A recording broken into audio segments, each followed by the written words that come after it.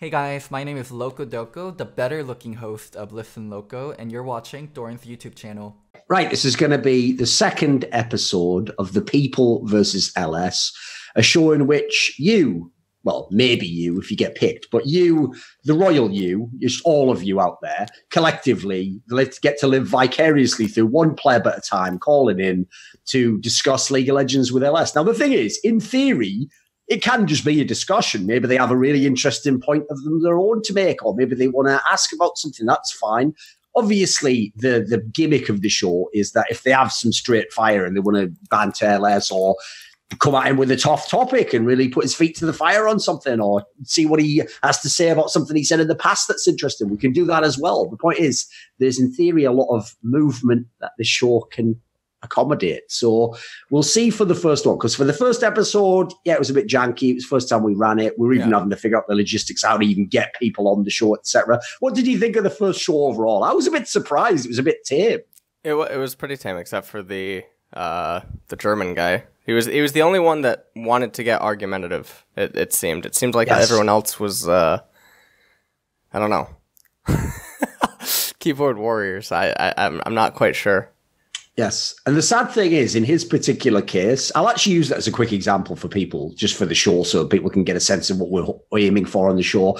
It wasn't even the premise that he came with that I thought was the problem.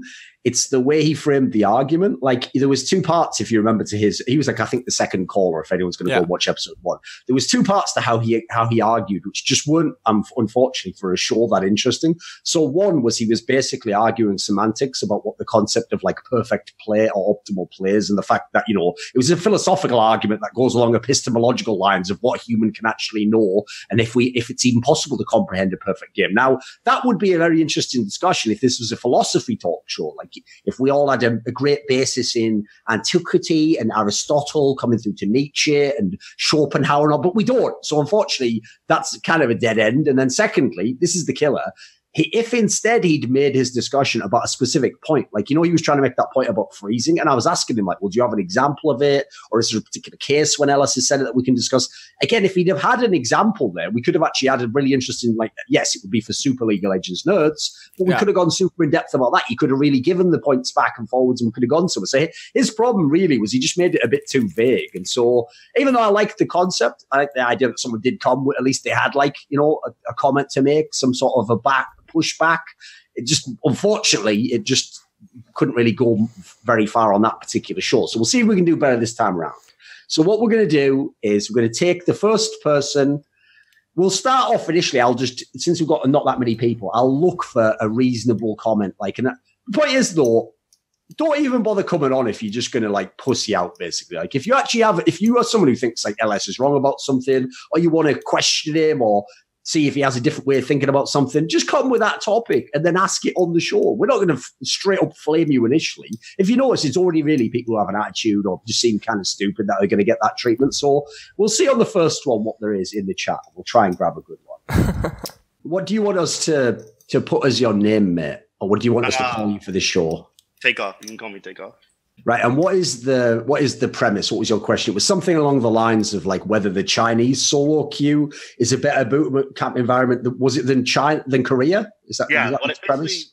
What I wanted to talk about is that I think that for a while people have always people have always been like really set on going to Korea if they want a boot camp. Like, all the professional teams, they go to Korea. So before Worlds or whatever. Yeah, you sure? Because it's widely regarded as, like, the best environment to play in, because all the best players play there. But the thing is, I think that right now, especially with the LPL starting to become more and more apparent, as a lot of people would argue as a better region than than Korea, my apologies. And then also you have, I think it's called the Jagu server there, which is the server where it's D1+. And I'm not sure if they changed that with the addition of new ranks. But you have that server, you have a lot of really good talent depth in the LPL.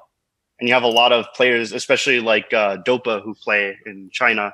And all these people are playing in China. So I just think that people should be boot camping in China instead of Korea at this point. Okay. Right, LS, what would you say to that? Apto plays on Korea and China. China has varying ping depending on where you are. China has franchise cities that affects the pings for each individual teams depending on where you're going to boot camp. So the ping can vary, which can obviously influence your solo queue experience. The super server, all that you have to do is hit Diamond 1 on any of China's, I think, like 30 servers, or maybe there's more in order to qualify for it. So some of the games end up being extremely random and trash. And I know that because I actually have a challenger Chinese player here, boot camping near my house in Korea right now, who I actually had a lengthy conversation on the Chinese servers as well as the super server because I was so intrigued by it. I also disagree that China overall is considered the better region. I don't think that Korea losing out at Worlds or losing out at MSI has made anyone think that Korea wasn't overall still the majority best region. And then on top of that, I mean, look at how SKT is doing right now in LCK, but I mean, there's a million things to attack that, right? So okay. Right, so Takeoff, the premise was an interesting premise. I saw the way you set it up there. Do you have any pushback to any of LS's rebuttal? Well, a thing about that rebuttal is that competitive performance doesn't always it's not consistent with solo queue performance. So I don't really think that, although I use that as an example of LPL becoming a better region, I use that as an example because of the talent that they have and the players that they have playing in that region, not more so their performance as a use for the argument. What about, okay, let's take that one then. So LS, basically, if I reframe that, right, forget the angle that you did of like, you know, how would the top 3 Korean teams do again versus the top 3 Chinese teams if they went to Worlds or whatever, and whether that makes you a better region. If better region in this sense means more talented pro-level players, people who would be the equivalent of a challenger player in a region, etc., wouldn't you agree China probably has more?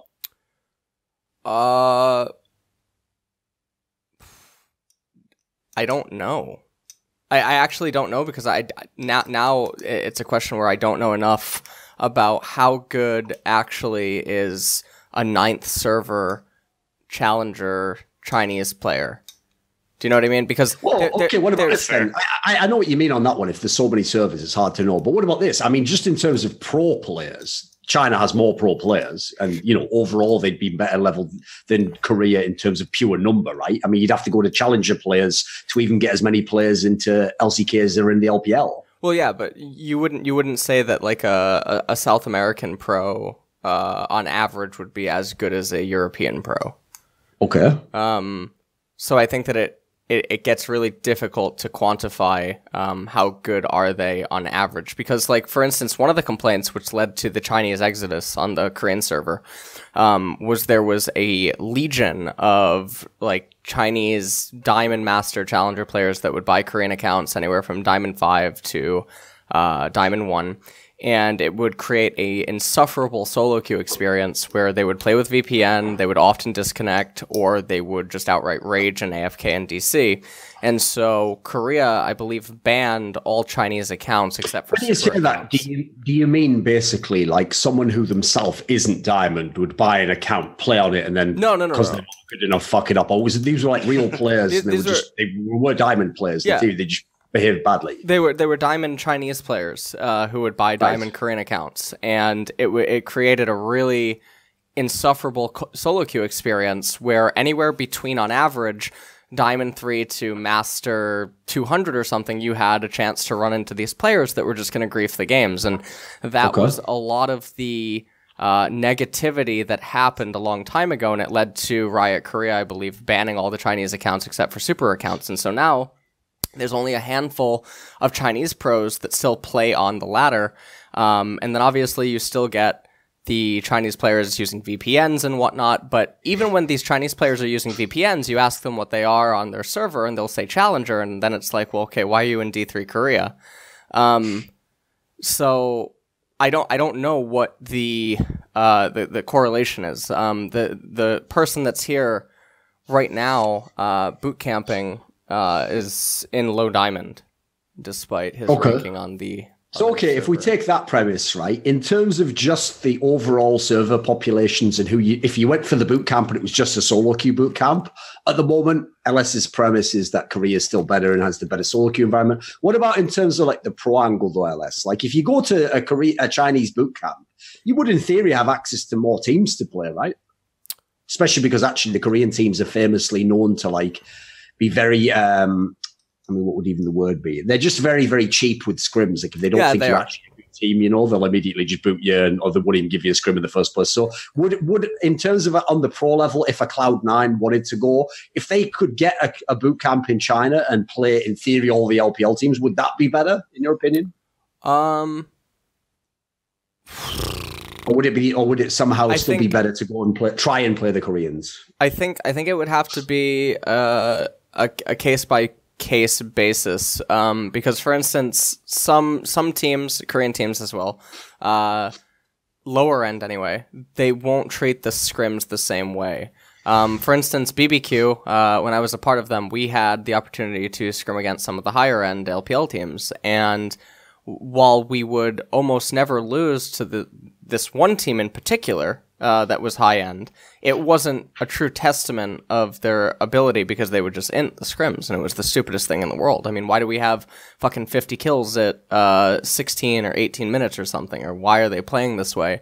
And so that's not scrimming. That's fucking time sink while playing champions and simulating a draft.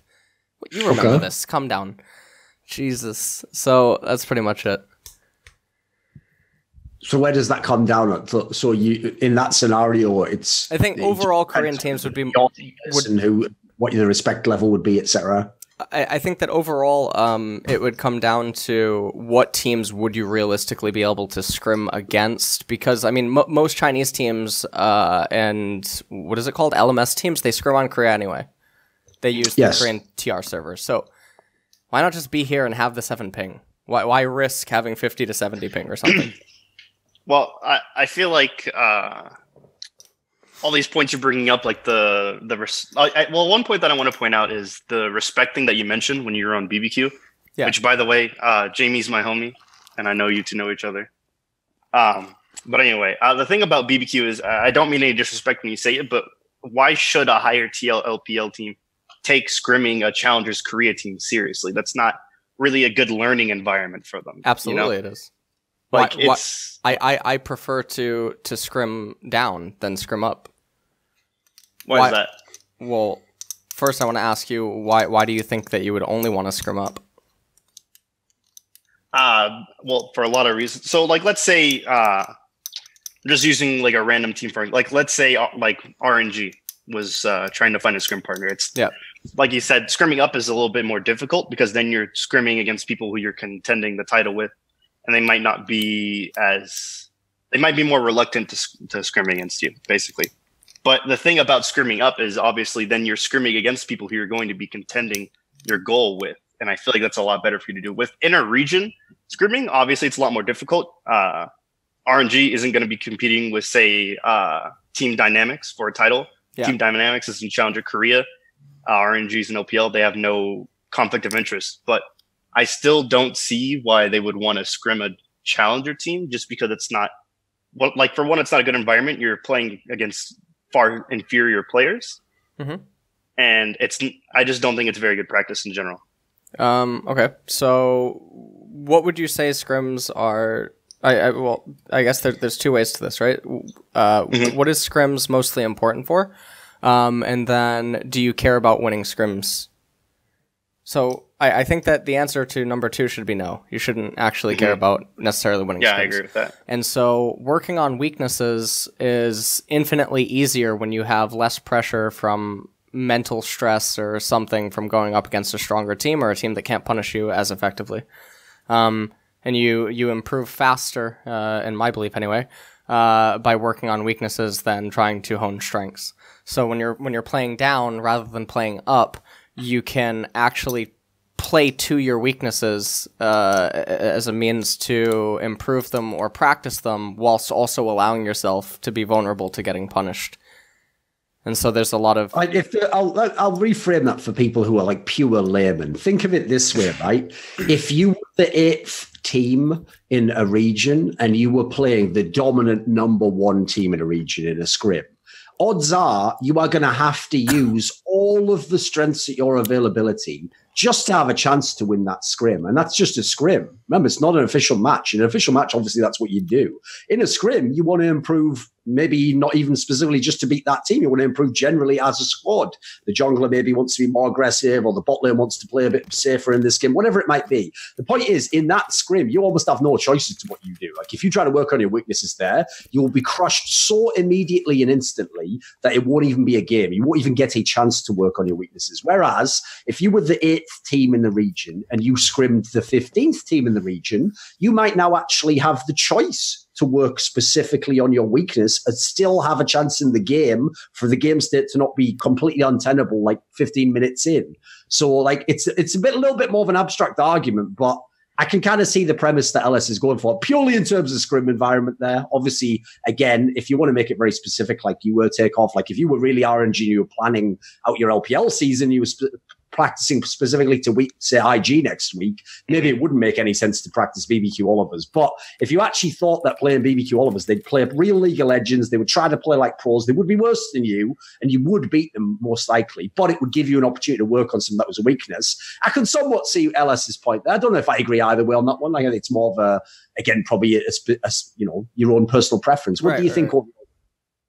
I guess it's just more of like a pro-con situation. Like if you scrim against a higher team, then it's then you get more of an impression of what's going to happen come playoffs. And then if you scrim a lower team, you get to worse on your weaknesses. So I guess it's just pick on what you want to work on. Yeah. Here's the thing. I actually think overall, I know the topic didn't end up being like a mad back and forth and there's no flame. So as I said, every topic doesn't have to be like that. I thought you made an initial interesting premise. It was something that was worth asking. LS obviously disagrees, but it's fine for people to disagree. Is that fine for you, mate? We wrap that one up? Yeah. So basically, LS, what you're saying is the reason why teams want to scrim in Korea or boot camp in Korea is the ping for one, and then two, the overall respect level you get for teams whenever scrims come along. Yeah, I think the solo queue environment is more consistently higher. The ping for the solo queue is safer and better, and I think that it's sort of like the mecca for scrims, right? Because every region around it connects to there for scrims. All right, yeah, I'm satisfied with that. Okay. All right. Cheers, thanks mate. for talking to me. Yeah, thanks. Yep. All right, y'all have a great time. All right. Cheers. Bye. It's funny how everyone read it. There's a million people when you can backspace everything and when you can just fucking say something that the other person said wrong without having to give your own point. It's weird how those people can never be found when there's a chance to actually have a discussion. And it's weird. It's almost like they were, checks notes, pussies. Oh, interesting. Weird how that works, isn't it? Right, let's see if there's actually anyone in here now.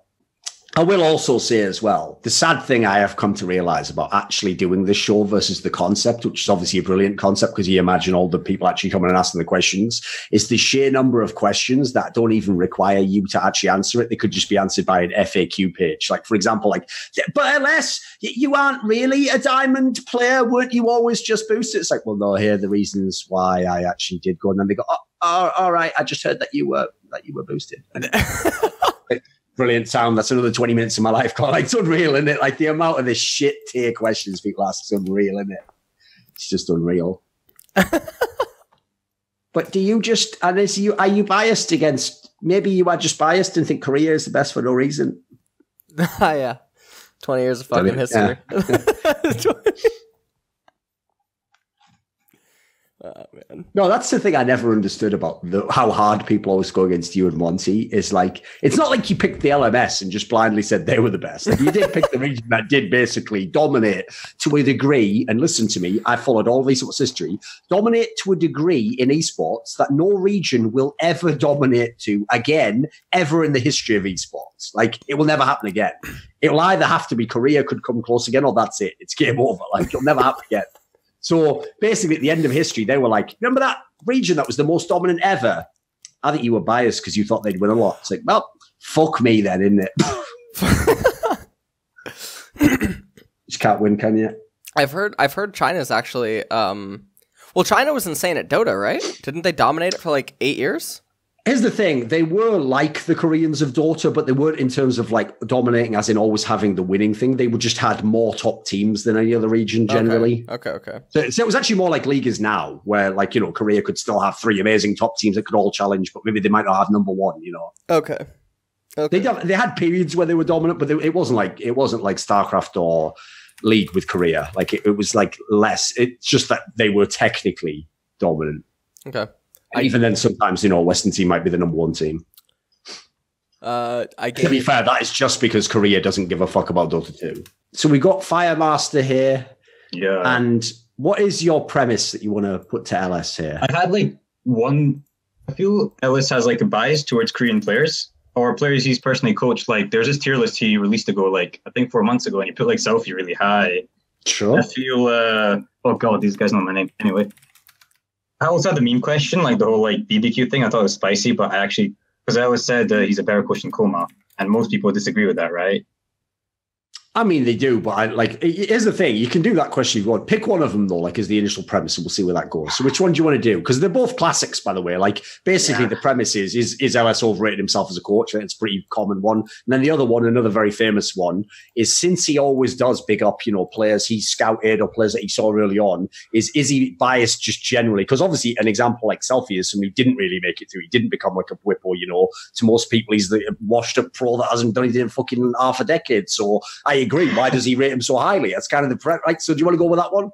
That's my real question. So yeah, why not? I mean, it's like I want to get a tier list again if I can find it. Yeah, I have it. And also, it's like he puts like mid laners as support, and it's like why? Like, geez, I don't know why he does that. So make your best case then, Firemaster. Like what's like either if you want, you can pick a specific example just as a general trend. What would your case be as to why he's biased? Tier list on the thing. Sorry if I'm wasting your time, by the way. Sorry, mate. Just as long as you get it done fairly quick.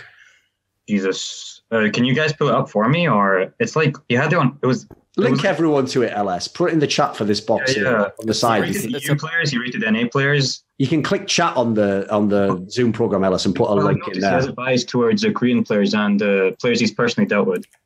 Firemaster, we have the tier list that you are referring to.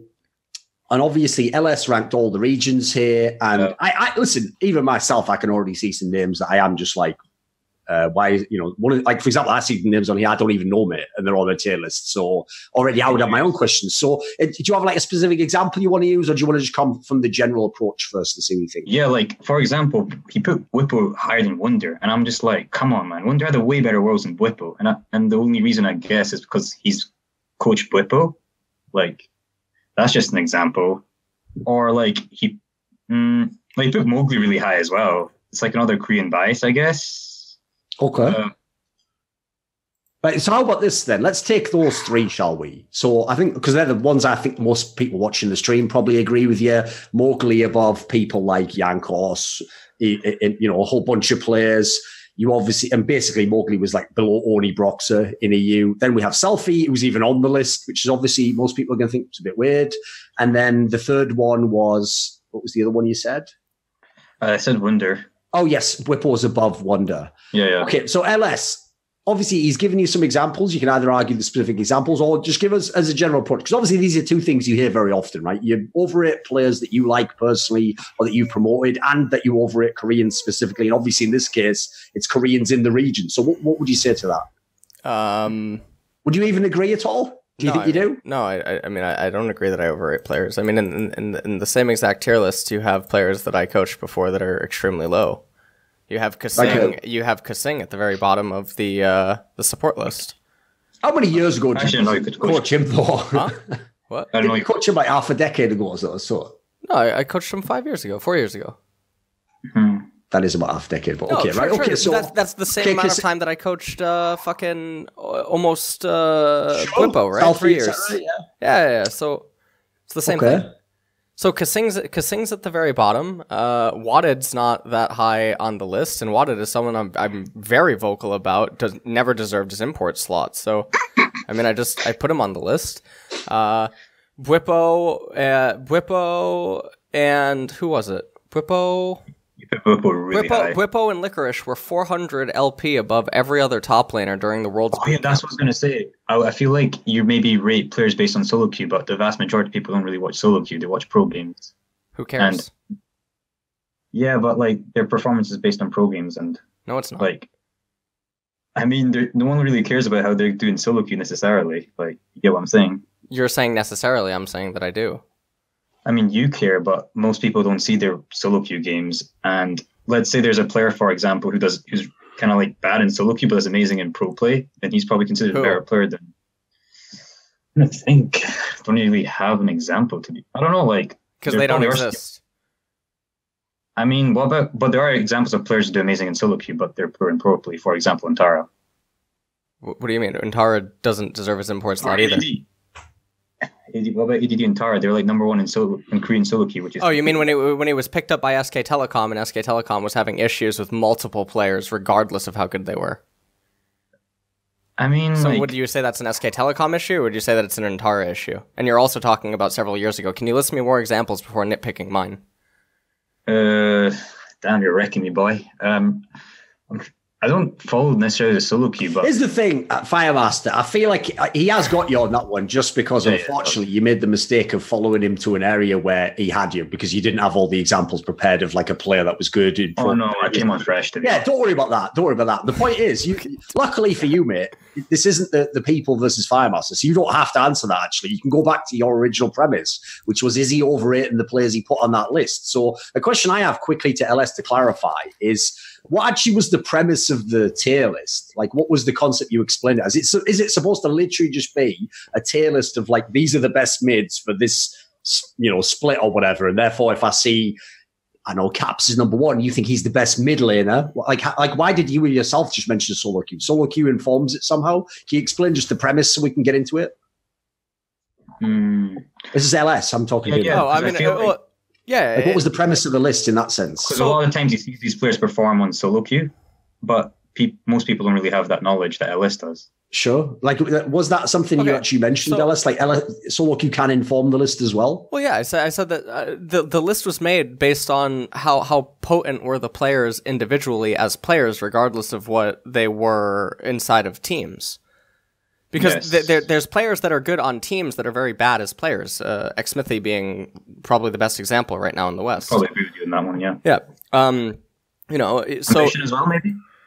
Yeah, Ambition was. Oh, I call Xmithy the American Ambition, right? So it was basically the same exact thing. But in the same exact list, why did I list Perks so high as ADC if I'm just using bias? He hadn't even debuted as an AD carry yet, but I put him as the best. You based it on second. Yeah, I based it on his mechanics. The problem is, Firemaster, we can't hear you if you both talk at the same time. So, like, I'm not saying like you wait completely, but just go on now. Tell us now what you were going to say, mate. I didn't hear anything. Me or LS? No, go ahead now, mate. Yeah, you can talk now. I just didn't hear what you were saying when we were replying to him. So if it was something important to the conversation, I didn't hear it personally. Like, he put Whippo hard in Wonder, and you can say LS is like, he's an amazing challenge. He knows more than me, but then Perks disagreed with LS on that one. But then Perks is going to be biased as well, because Yeah, that's like a whole cul-de-sac what players think, because you can find a player that thinks everything, unfortunately. So, okay, what about this? Like, let's use a specific one then. So, which one do you think is the most egregious one of all the ones you've seen on this tier? Like, what's the most ridiculous? It wasn't necessarily the. There was a bias one. Actually, I think like he put he put Impact #1, I think. Well, now we're talking about a different tier list, and I actually don't it's have a different that one. What about the Selfie one? Do you want to go with that one? Because he does have. I'll tell everyone, right, on his mid list, LS has Caps is the top. Perks, he would have been there, but isn't a mid laner. And then he put NateDOhDoubleG, and then somehow Selfie is over NateDOhDoubleG in the next tier. So basically, Selfie, by that logic, is the second best mid in Europe as a region. No. So like this. So the tier list had like meanings for the slashes and the greater than and the plus. Okay, symbols. Explain that to me then. Yeah, What's the premise with Selfie? Explain me how to read that tier list for Selfie. If Selfie wasn't in, so Selfie has arguably one of the worst career paths in history, right? In terms of the teams that he's been a part of and the career destruction and whatnot that has gone on. So if he's able to flourish, I think individually as a player, he's able to be better than NateDOhDoubleG, but he's still below Caps and Perks. And does his actual solo queue play suggest as much? He doesn't play solo queue that much, actually. Well, then what are you ranking him off? So you're ranking him not off any actual games. I'm ranking him. You didn't play. No, wait a second, Ellis. Yeah. You're not ranking him on actual pro games because you agree he had a terrible career path. He was out on the fucking bench half the time. You're not ranking him on solo queue, which actually is a point you made earlier for other people, which would be a reason why they would be better. Like if at least if he was tearing up solo queue, I'd get that, mate. That would be consistent with your thinking. Yeah. So why is Selfie on this? Because as far as I can tell, I sort of agree with Firemaster on this one. It sounds like Selfie is on the list because half a decade ago you thought he could be a really good player. Like that can't be the reason to rank someone in season 9 going into summer, right? 2019, you can't rank someone. No. This was to start. Like, come on. The mid list is weird in itself. I mean, look at the fucking people below him. You want me to put him below them? Jizuki, like... I want you to put him below every single one of those because they have all been better than him in pro play. They've played in pro play and they're better in solo queue. What reason would you have not to have them? Jizuki, come on. Get out of here. Yeah, let's all laugh at Jizuki, the guy who's been fucking solo-lane like half the fucking last split. Yes, and the last 3 splits, he's been one of the best mids in Europe, mate. So that wasn't that hard. Well, why didn't Selfie do it then? Why doesn't he get fucking there? He wasn't even there. He was trapped in FlyQuest low hell, and then he was on fucking... Where was he?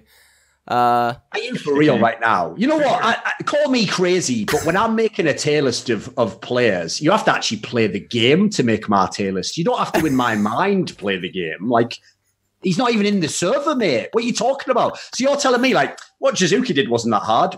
Oh, well, which is harder, LS? To carry some games on Vitality or to not play any games? Which is harder? No. Which is harder? To not play games or to play games? But just because you're not playing a game doesn't make you worse than the other players. Look at fucking Prey. So I'm not necessarily worse than Rookie on the basis that I haven't played any. You wouldn't say that Prey is worse than all the LCK bottom feeders when he was taking a break in spring. I wouldn't have him on a tier list when he doesn't play as a pro, but that's a separate issue entirely. I see what you mean there, but I think that's also, you've moved the goalpost there. Like, Prey had just played the year before. Prey was on legendary teams the last few years. Prey is a fucking monster in solo queue. Like, I think you've moved the goalpost a bit on that one, mate. Okay, perhaps I did.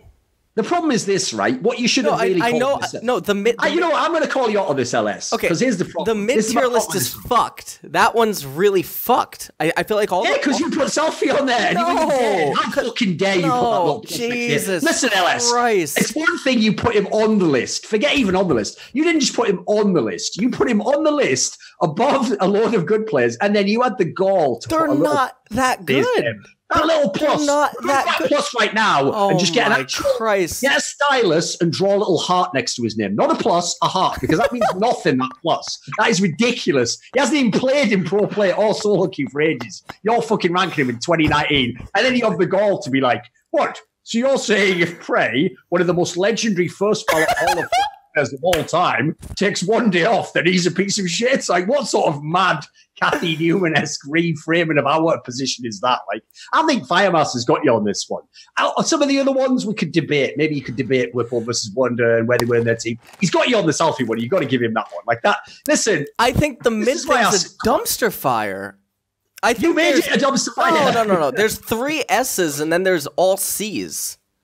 Oh, listen, by the way, I'll give you that though. I do agree with that. Like, once you get past Caps and maybe NateDOhDoubleG, the rest it's a big spag. You know, you can go either way with that one. That doesn't make them better. The problem is this, though. Are like... The problem is this, LS, and this does tie into something that people flame you for, but this is why I want to ask you this. I'll take a little digression for 1 second here. This is the question, right? It does feel like this list was created so that people could see it and think it was a tier list and then go, oh, it's a tier list. Let me have a look at this. Selfie. And then go, what the fuck is this? And then all of a sudden you could be like, no, I never said it was a tier list. I said it was a list of people who, if they were on a good team and they played properly and everything went great, and then and then after that, they'd be on there. What did you think it was? Did you think it was a tier list? Oh, poor child. No. I should get spicy or not, though. What's going on with that? Like, come on, man. You almost baited people into that. Come on. You know what you did. The second you put Selfie and then you put that's plus, you know exactly what you were doing. You know exactly what you're doing, LS. Come on. Just give it up. Just admit it. You know what you're doing. That little plus may as well be a little fucking hook to bait everyone in. Because as soon as it's on, we're going to lose this. I don't want to do this. It could be. But then, like, LS is like, he's like considered a smart caster, you know? And you can be. You can have controversial opinions and be smart. Yeah. Yeah, but like, is this a battle between like his PR or his reputation or him being actually does he actually believe what he says?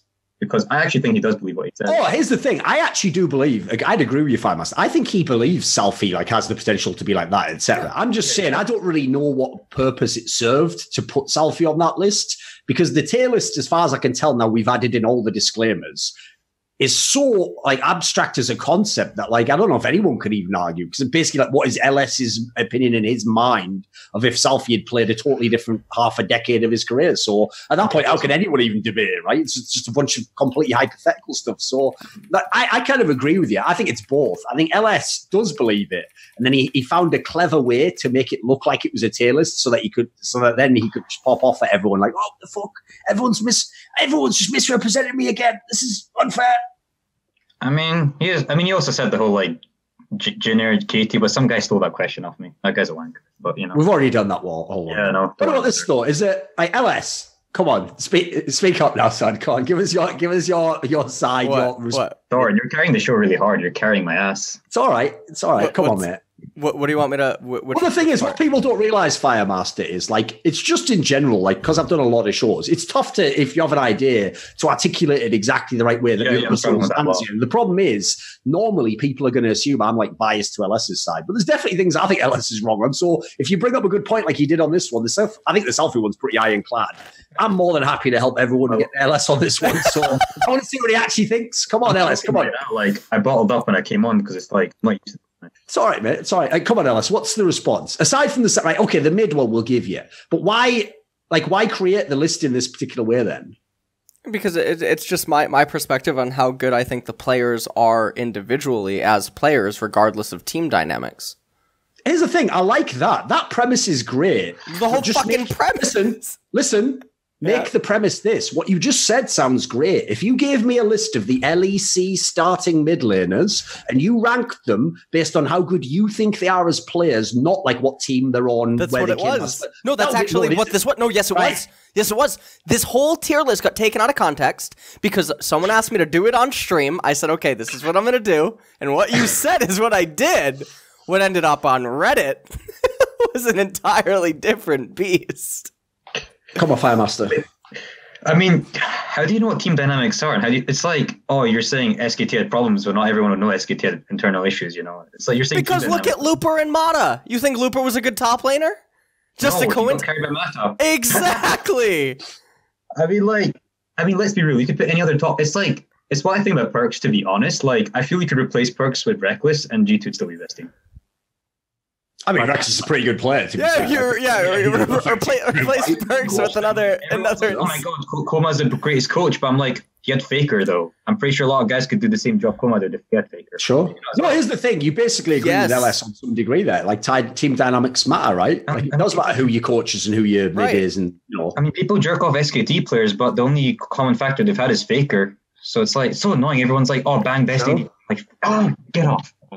Yes, that's actually why SKT receives a lot of flack lately, stemming back for like a year and a half almost. And it's why Koma gets held in such criticism, but I refrain from criticizing him because I refuse to believe that you can get fucking 19 different people all on the same Kool-Aid unless you're actually doing something. I mean, Edgar at least like won Worlds with 2 different rosters. Yeah, and now Edgar is also apparently drafting out of his mind poorly, and then look at Genji for how long now? Have they just done nothing? Anyway, we're getting distracted here. We're going away from the main point, right? Well, I mean, the troll question. Let's go back to the beginning because the tier one was good. We got him on that one. Like, finally, one for the people. People scored one victory there. It's okay. Got that one. But the original question though is one that I am actually interested to go back to because I think the Korean side's an interesting one. Like, why LS? Yeah. Even if you don't Like, here's the thing. I don't know generally if you like entirely overrate a lot of players. I think sometimes you just have a different perspective on players. Like, for example, you follow their solo queue and someone who's a caster doesn't. So you could have a different reason as to why you think that player is better than he is in pro play. But I would probably lightly agree with fans that like you probably do have a small amount of Korean bias overall. Like if I asked you to name, like I'll give you an example. I could just wreck you right now, Ellis. Like I know I'm supposed to be helping you, but fuck it, it's a bit short. So if I asked you right now to list like the top 10 mid laners in the world, you would immediately get laughed out the room for listing like 6 Koreans or something. Like I guarantee you would. You'd list maybe even more. You might list like 8. True. I agree with Aaron there. True. Hold on. I'm gonna figure this out right now. Okay, we'll let him test it. But the problem is, I think I've set him up for the right one here. I think I've done him on this one. I think he's going to put like at least 4 or 5 Koreans in this list, at least. You're a smart guy, Thorin. Let's see. Come on. Hold on. It doesn't have to really be all 10, but like give us like the basic gist of what you're thinking.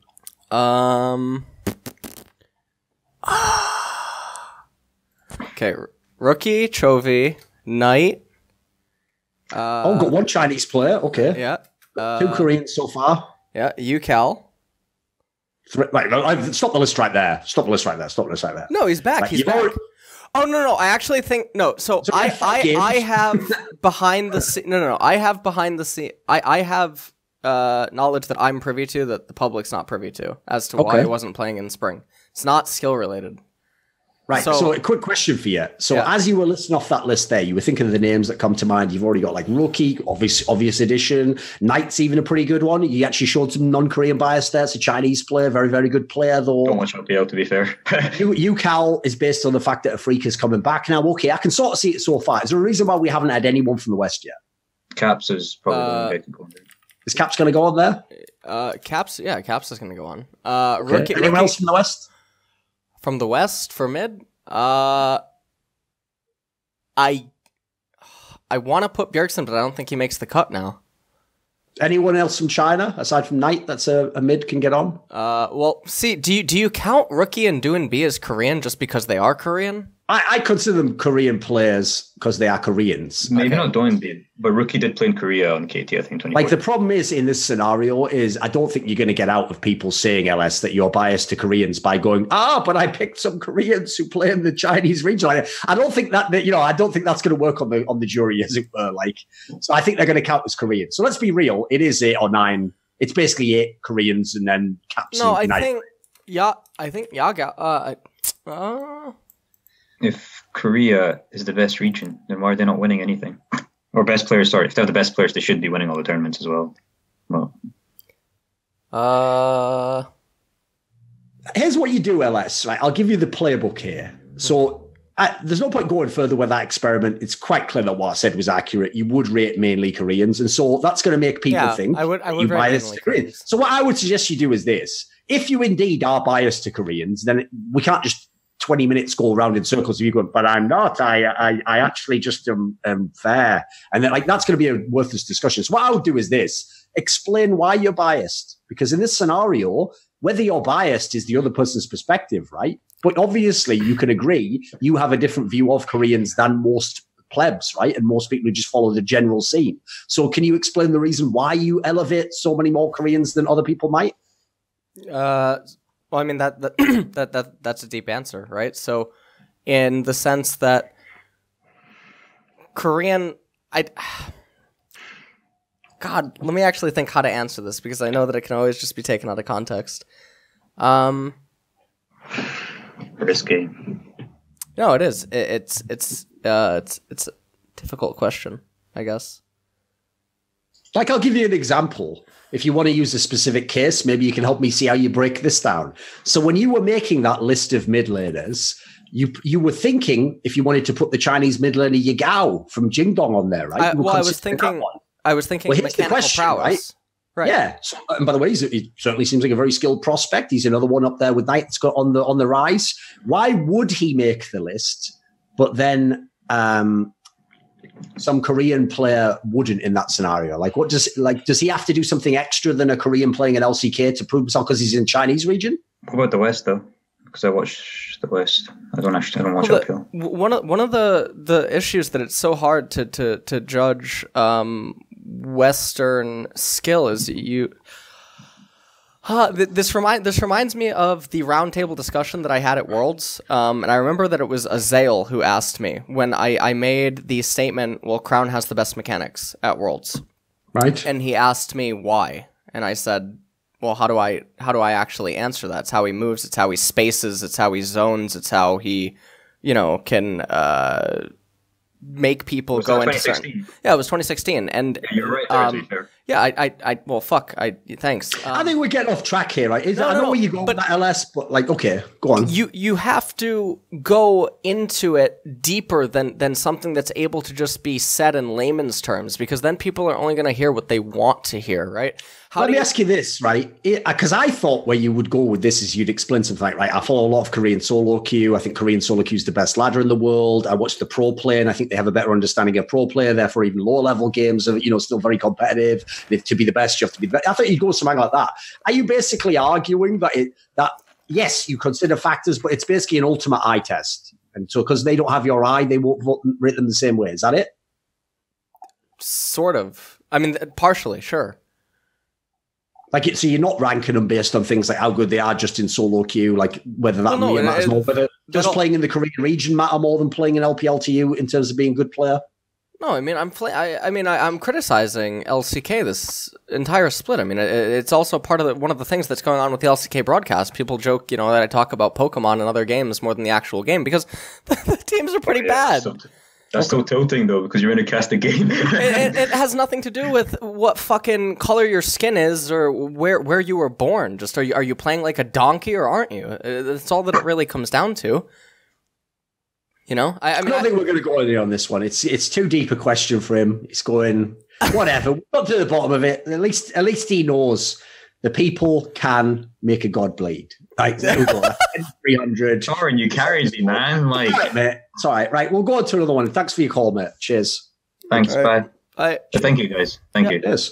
The thing is, I could. That was an example of where, like, normally I give people a chance to make their points, but I could kind of tell what the gist of his point was. So I picked it up a little bit there so that we could actually get some fire. So here's the thing that's so interesting on this is I was having this conversation almost ad nauseum with Max, the NA pro that lives with me. Right.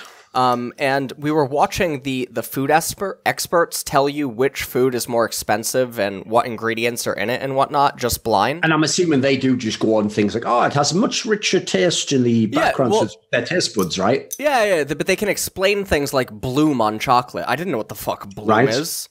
Like, what the fuck is bloom? I've never even heard that word. And they can tell, like, what temperature it was cooked at and how long it was left out based on we're definitely lacking a lot of terminology and concepts. Right. So, I was watching that. I was watching some guy talk about ham and how the different colorization, tells you about all... And I'm, like, thinking to myself, I'm like, well, this is just kind of like League of Legends.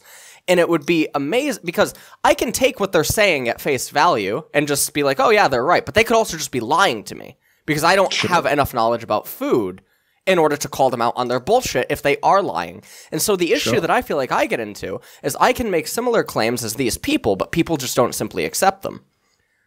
They can just say, like, actually, no, that's not why bloom appears on chocolate. And I'm like, what are you fucking saying, you Neanderthal? That's why I told you. The mistake I think you made there is, even though, yes, on some level, if you boil the argument down to its absolute constituent parts, the argument really is, well, I'm me, and I have my understanding of the game, and therefore that's how I judge players, and you're not me, therefore your qualitative judgment probably won't be the same. The problem is that's not going to be a satisfying answer. So what I would say... Even though that's true, I would also find some ancillary reasons as to why you would rate a Korean player higher than non-Korean players, such as they play in LCK. To play in LCK is a different competitive match environment. Even low-level games can get into game states that are more advanced than certain other regions. I'd rank this player highly because he played on a specific Korean team or he played with a specific team. You can bring team dynamics into it again. Teddy was on a terrible Jin-Air team. Therefore, he's better than, you could pick some edgy one like Jackie Love and IG, who at the time was in a way better team, So I would go with some of those just because it explains it to the layman a bit easier, The funniest fucking thing, and maybe you can include this in the actual video. Do you see how do you see how SKT is doing right now in LCK?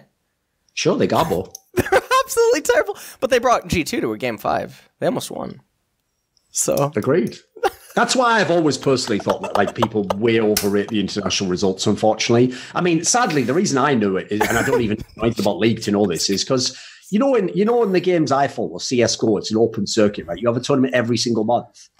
Like, you think we don't just have tournaments where like the results just go all upside down? Of course they do. The difference is because those are only like once a month. Next month we have another tournament, and if you average out 5 tournaments, you probably get someone's real level. League is like, if you just picked that one of those tournaments at random and said that's the world championship, and if it was the one where all the results are upside down, people literally come out of it going, guess the worst team was the best team, and the best team was the worst team after all. It's like, no, what are you talking about? That doesn't make sense. But sadly, that is League of Legends. So anyway, I got triggered unnecessarily there. Let's get another question in here. Right, Paul, your premise that you submitted, I'll just read it out quickly, and then if you want to alter it at all or expand upon it, go ahead. So the premise was, he said, I think my problem with LS is every time he gets in a debate and gets asked a hard question, his response is to ask you a question that attacks your belief rather than defends his own. So do you need to add anything to the premise? Do you want to just put that to him as it is? I think the premise is fine. Some context that I did want to add, because I think it's very much something LS does often, is, LS obviously is a very successful coach and an analyst and has a lot of followers and all that stuff, and that's really cool. And he has a lot of background or outside information that he can use as a result of that we might not otherwise have. In that same regard, I was ranked #1 in the nation in college in debate for 2 years. I was a 2-time national semifinalist. And so in terms of that, like, I see things that you don't in LOL or whatever. I feel very similar in arguments. And I've been following LS since his first show years ago. And I've noted this as sort of a repeating theme that he tends to do, right? Like, it happened in that last call, I feel, right? Like, rather than answer the question or defend his own belief, he just goes straight to, well, why wouldn't that be true? Like, why wouldn't solo queue be more important than pro play? Okay. Can I answer? No? Yeah, go ahead. Because I feel like the simulation in my head of what, like, so basically, I think that when people are talking or having dialect or they're conversating, right? Every person is anticipating possible responses subconsciously based on what the person's going to say, and that's why you choose the words that you choose. And then based on answer A, B, or C, you will then elect to go with answer A, B, or C to his answer B or something. And you play out all these scenarios in your head, and that's why sometimes when you get surprised, you're left there being stupefied for a second, or you ponder, or you stagger inside of the conversation, right? I feel like with these people, when they're presenting the question in the way that they are, it's already a moot discussion, because everything in my head that I feel like I've simulated based on how they're presenting the question has led me to think that they don't realize that if I flip the question, they can't answer it the same way that I can't, or that the answer in and of itself doesn't prove anything, because it ultimately just comes down to, do you like the person or not? And so because I don't want to just do that, because that's what gets me in the fire anyway, right? Is that these people don't accept what I'm saying. They don't accept my assertion, or, that, okay, this player is the best mid laner in the world, or Crown has the best mechanics. They just simply don't accept it.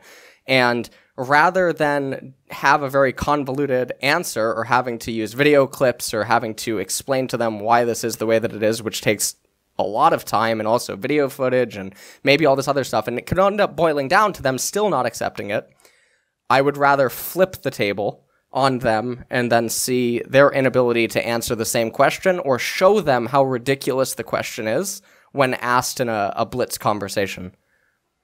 Like, basically, I'll let me very quickly recharacterize that so it's not as long, and obviously he gave like a lot of abstract examples there, Paulie. So what I would just say is this: like, as far as I can tell, Ellis's basic premise goes like this. Sometimes the things that they attack him on, or the point that they want to bring up, like maybe he's made a qualitative judgment on a player being better or worse, whatever.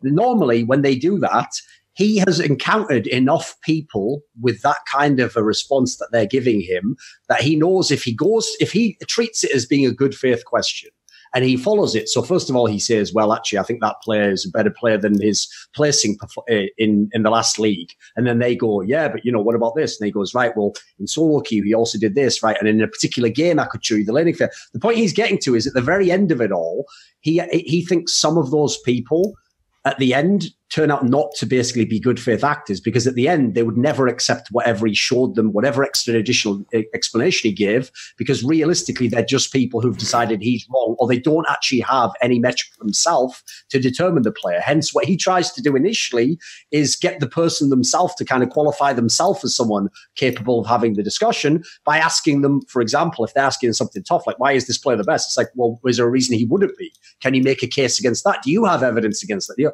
Now, I realize that's not very satisfying. So do you want to push back on that from a debate angle? Obviously, no. I mean, Paul, do you want to push back? Yes, definitely. And so I think there's two things there. And the first thing that's most important to me is, like, to me, that sort of rings of like what happened in that recent BBC interview with Ben Shapiro, right? Where it's like he gets asked a hard question and then he asks a question to the interviewer, right?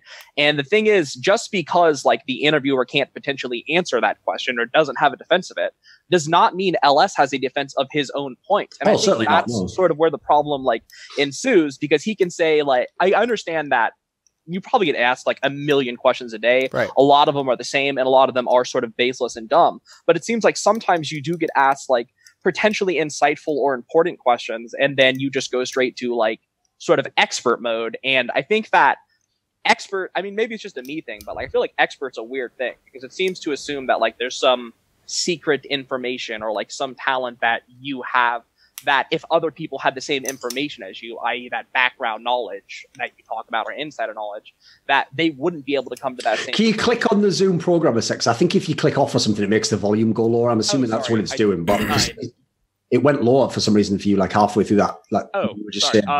Yeah, so just at the end there, I think that like there's sort of this assumption that if other people had the same information LS has, right, these background connections or knowing players, whatever, that they wouldn't be able to come to that same conclusion as him. And the thing is, unless he does give them that information when they sort of ask for it or use that as a defense, how are we supposed to do anything other than just default to what he talked about with the last guy, where it's like, well, you know, the expert on cooking, I guess I should just trust them. Just have to believe him, yeah. Yeah, and it's like, I mean, and then the thing is, like, in general, like, I've watched a ton of his cooking videos and stuff, and it was useful, but, like, what are you going to do? Like, at a certain point, you have to be able to actually defend the point. Well, okay, so lastly, oh, go ahead. You were listening to the food thing. So imagine the person tells the chocolate food expert that's talking about bloom on chocolate or the temperature at what it's cooked at, that they're wrong. Now the person has to take a piece of chocolate, manufacture it, show you. This all takes time. They can't just reiterate what they just told you, and then the person goes, no, it's not true. What the fuck do you want me to do? Okay, so it's not my inability to show you that it's accurate. It's the person won't accept it, and I don't have fucking time for this random person, which is why I've often alluded to, it's amazing that I don't tend to have this issue with pro players. And actually, I think on the last, the People vs. LS, a pro player came on, and it was amazing how the Jin ARKT thing was resolved in a couple of minutes. Sure. So I think twofold there. So first thing, I'm not sure exactly what videos you're talking about in terms of like these showing like expertise things. I've seen these on like BuzzFeed or on YouTube. Yeah, like, those type of things. Eats cheap stuff, whatever. And in a significant amount of those videos, when they have them do the blind test, and it's like, here's the $5 meat, and here's the like $10 meat or $20 meat, whatever it is, they get it wrong. And that's what I'm getting at, right? Is it's like being an expert or having that information doesn't default it to being correct. Okay. Which therefore means the ability to, in a concise way, like explain your opinion seems important. And I understand that, like, for bad faith actors, like obviously for assuming a bad faith actor, yeah, no matter how much time you spend on it, they're just going to be like, nah, forget that, Ellis doesn't know anything. But in an instance where there are people who potentially have information, like that German guy from the last episode or whatever, ostensibly did, like, I just think it's insufficient, right? In terms of like an argument thing. And I think that, and I could be totally getting this wrong, but I think that within the scene, you are very much viewed as like, and Thorin too, like, oh God, if you get in an argument with this guy, you're going to get bodied. Like, they're good at defending their positions and things of that nature. But so often you're just deflecting to like, it's not that I have to defend my point. It's that if I can find a reason why you're wrong or why you're not an expert, then you are incorrect. And the question is therefore not worthy of my time. And I just don't see what that does for you. Well, I've got a take on this that might be different from LS. I agree. I also am put in a similar bucket sometimes. So here's a different side to it I'll maybe give you. is I definitely agree. In terms of like a logical premise, obviously showing that the other person's a moron doesn't make anything you ever said or any point you ever made more correct or in any way correct. It doesn't even, has no connection to it in most cases. So I agree with that entirely. The main argument I was making for LS there was more just that, like, as you said, if you get a lot of people bringing the same point up over and over again, you know, the first time, maybe the first 5 times, maybe the first 10 times, you do go into all the details.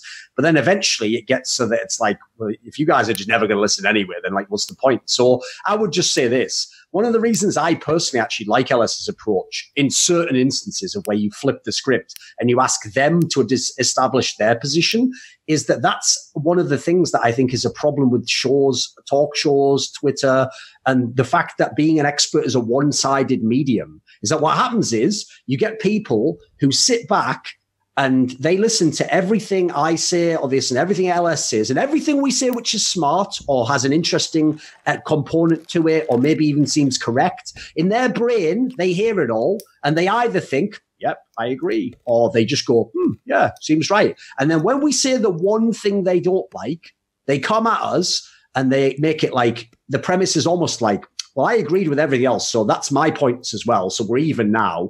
But I'm right on this one and you're wrong. So I win. I win like 42-43. It's like, that isn't correct. So what I want to sometimes do is point out to the other person that, like, listen, I have certain opinions that I can explain and it might be complicated to explain and there might be tenuous opinions anyway. But some of those opinions can be tenuous because every opinion on that topic would be tenuous. Like if you want to debate right now who the best mid laner in the world is, I don't care who you pick. You can go pick Azael, Jat, Deficio. You can get Joe Miller out of his fucking League of Legends grave and ask him what he thinks. And no matter what any of them say, it is entirely opinion. And it might be based on some actual like metrics and real world evidence. But even which evidence they choose and how they structure it is all opinion based. So the point in that scenario would be, if you ask Thorin right now who the best mid is, and I say Caps, and then all the people who think Faker's better are like, what the fuck are you talking about? The point is, I look stupid because I've said on a topic that there is no clear-cut answer to, an opinion, a strong opinion. If they never have to present their strong opinion, they only attack mine. It looks like I'm defending all the time. I'm losing, but they've never actually themselves in any way actually made their case. It's the same scenario. Do you see the point? I'm actually arguing that they're doing the same thing in a way because fans never have to themselves justify their position. So I agree with it. It's not correct. Etiquette for a debate. It's not even debating, in fact. It's just basically showing that, like, this person seems like a waste of time, sort of. It's rude. I'll give you that. Yeah. I mean, that's definitely true, but the problem there becomes, like, if the question is put to Thorin or put to LS, like, who is the best mid laner in the world, and let's just say LS said Selfie for whatever reason, and someone's like, no, you're wrong. They don't have to prove that Caps is better than Selfie, or Faker is better than Selfie, or Rookie is better than Selfie for LS to be wrong.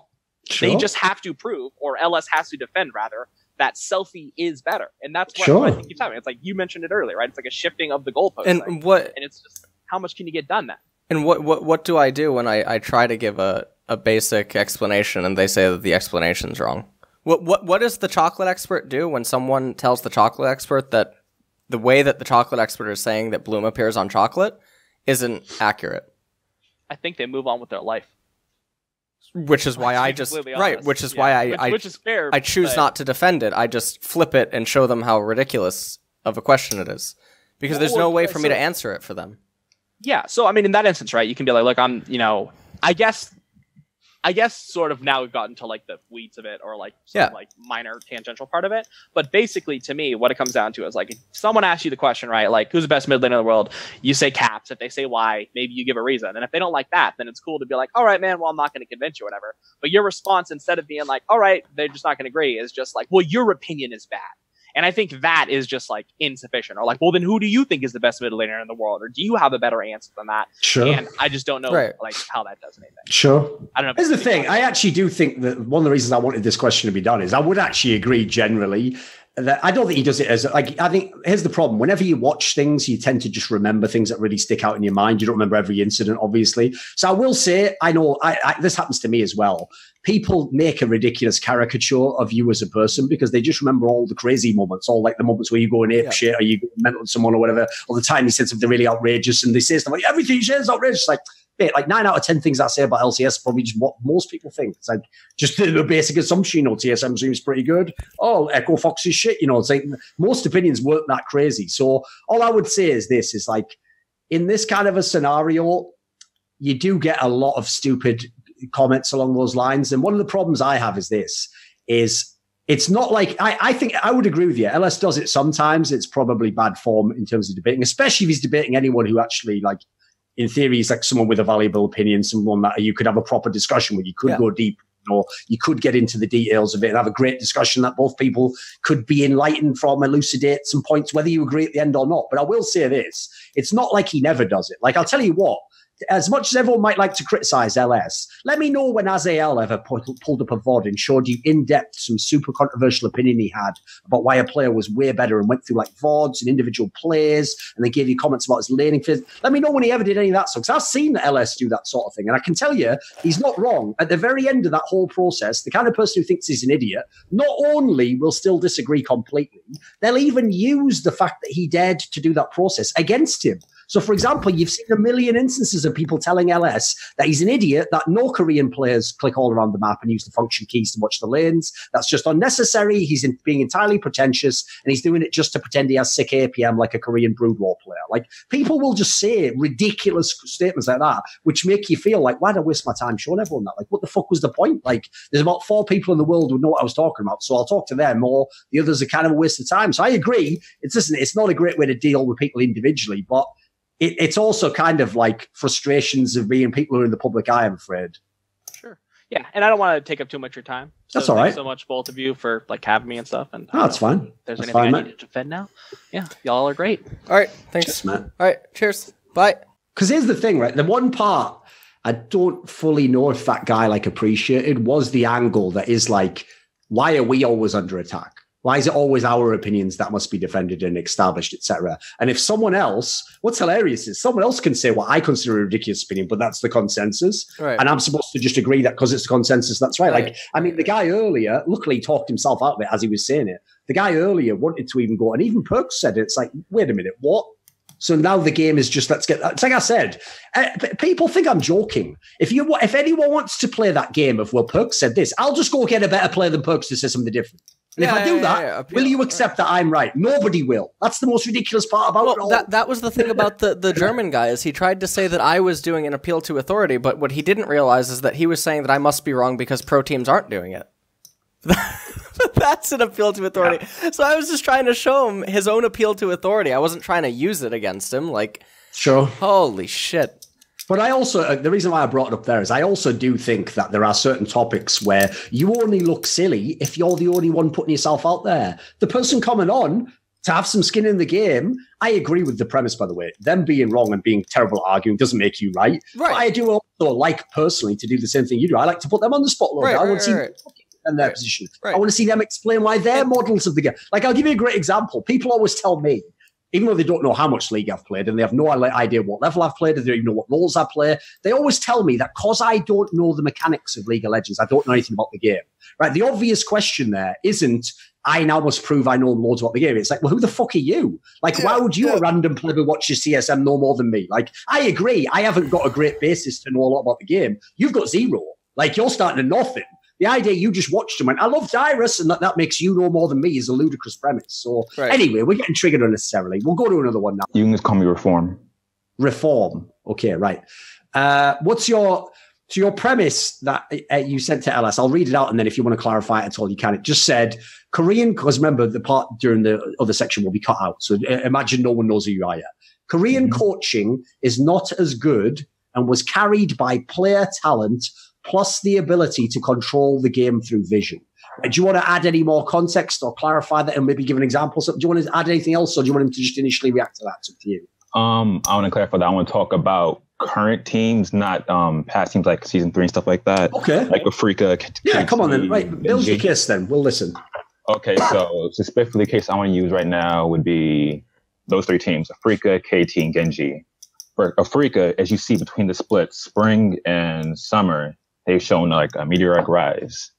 And I think that's due with coaching staff and how, I love approach coaching. And the same thing seen in teams like Genji and KT, where the coaches are not approaching the game properly, and it's affecting the players. Wait, hold on. Are you saying that Afrika's rise to power is attributed to Ilavov? No, I'm saying it's not attributed. I'm just saying, okay, I'll explain this. No, it was the other way around. To him being promoted. You know, he was promoted to from head coach to another position, right? Right. He's yeah. And I'm saying that yes, him being promoted actually helped. It was beneficial to the team. He was a bad coach when he was the strategic coach. I don't want to say bad. That's a stretch. I think that he was just part of the reason they were underwhelmed. Yes, he was part of the reason, right? Because Ilavov was infamous for being like a practice rat, and he'd make his players practice insane amount of hours. They were doing more swim blocks than any other team. I think it's actually detrimental to the players in the long run. As you can see, only person left on that team now is Keen. Crew's gone. Kramer's gone. They're all gone. They were quality players, but they were either burned out or replaced by younger players. And younger players are the only ones who can actually live that lifestyle. Yeah, sure. They don't get burned out as much, right? Okay. And for example, and with the KT example, how people talk about how quality the KT roster is, Snowflower, Smeb, BBD, but at the same time, they're approaching the game improperly, and it's been hurting the players, and now people are now trying to rate the players lower because of this. But I guess that's kind of a weak example. Genji. So with oops, give me a second. Mic dropped off. With Edgar, right? So Genji has been approaching League of Legends to the bot lane and helping Ruler out and be playing really slow, methodical League of Legends. And the way they play has actually hurt their players, such as Roach, Fly, and to a point, to an extent, I would say Crown's also hurt by this after he started falling off. Because when you watch these teams, when you watch Genji, next, never mind. Alice can answer the question, I guess. I kind of laid out what I was going to talk about. All right, he's laid his premise out, LS. Like, what do you think on this? Oh, I mean, well, I agree that Korean coaching, it has always been hyped up more than, I mean, I was very vocal about this when I first came into the scene because I got to live inside of different Korean houses and I got to witness firsthand that unless the coach was basically a player, and what I mean by that is Ohm or Nofei, or, you know, Coma, to an extent, CV Max, right? I don't think it's a coincidence that all these former Korean pro players in recent years were able to have some impact on the rosters and whatnot. But in my experience, they have no idea what is going on. And I think that the Korean culture is detrimental towards innovation and experimentation, but that's something that I've been adamant about. And I mean, I got to witness it firsthand, and I got to talk with very in-depth the Korean players about the very topic. And I even got blowback from the higher up BBQ management because they actually said to me verbatim, we, in all of our years, have never seen players behave in this way when it came towards management stuff. And they thought it was because of Western influence.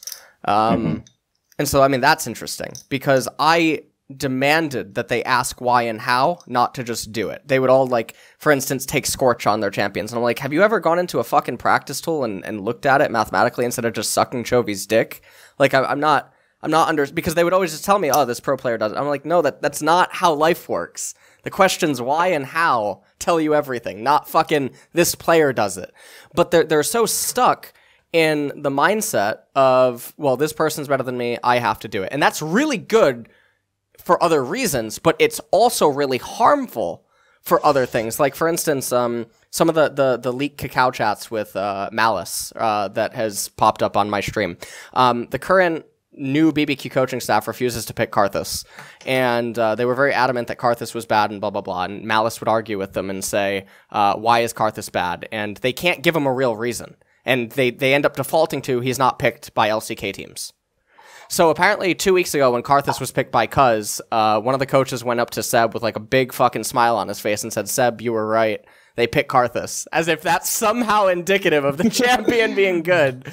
But I mean, it's this kind of fucking gymnastics that is so insane. And to think that it's probably very prevalent amongst a lot of teams where the players are basically trying to guide themselves, but they're being negatively impacted by these people who are gifted authoritative positions without having earned it, because of the way that Korean culture works. If you're older than the person, then you're supposed to be given natural respect.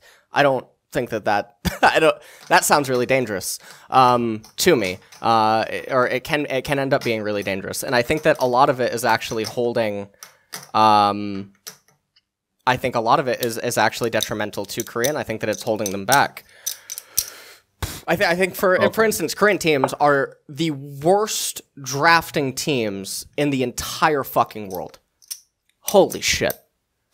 I completely agree about that point, because when I watch games like Sandbox or Africa, I actually quite like their drafts. I think they're really good drafting teams, but when I watch KT, Genji, or Africa last season, the drafts were abysmal. I think it actually hurts the players a lot.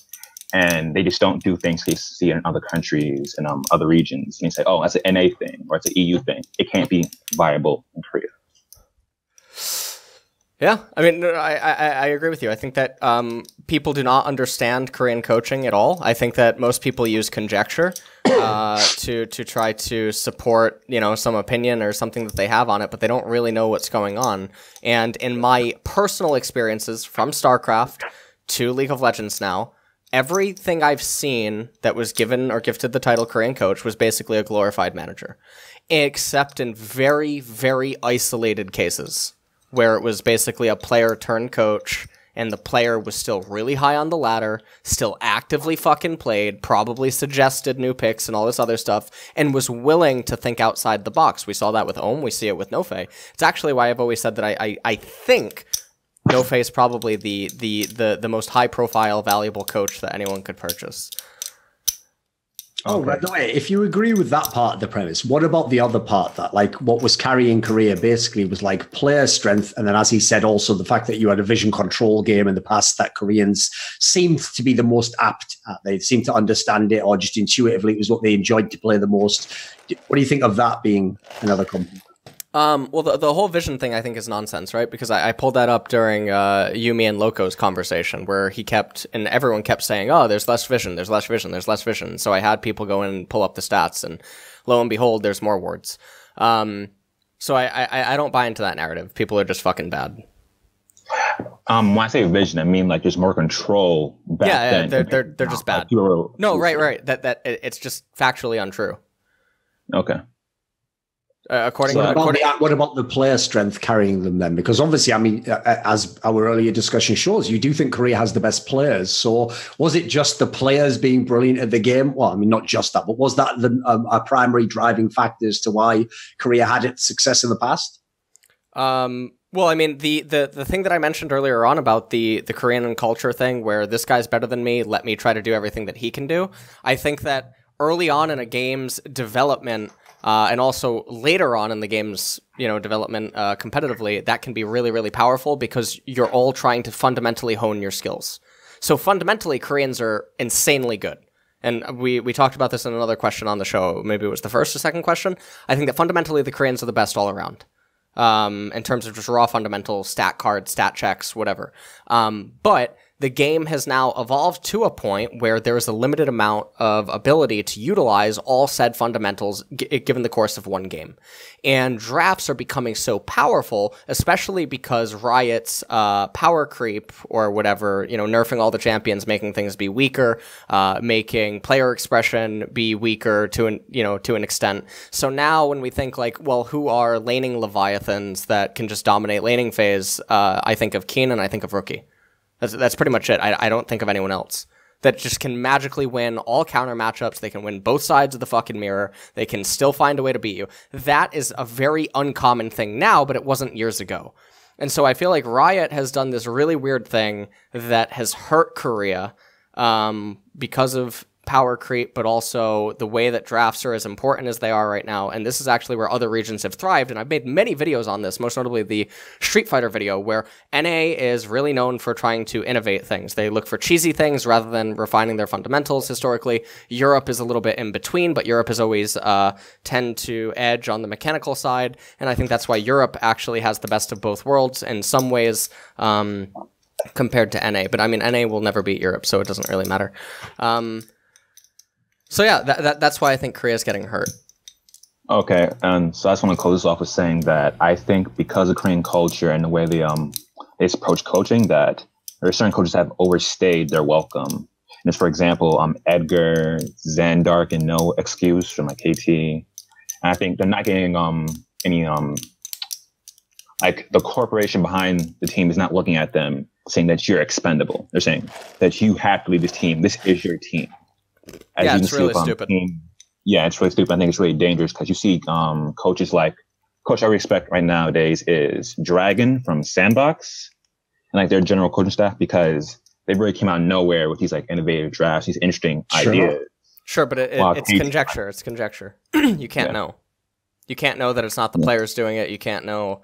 That's why I think it's dangerous. So unless players come out, this is why I defend Como whenever someone tries to flame him. There's been something like 19 players that all come out of the SKT woodwork and they all mutter the same thing, even though they have no obligation to keep praising this person after having departed from his team. So it's also one of the reasons that I defend other coaches. Why? No, it's true. Yeah. And my joke would be something like, maybe he just actually...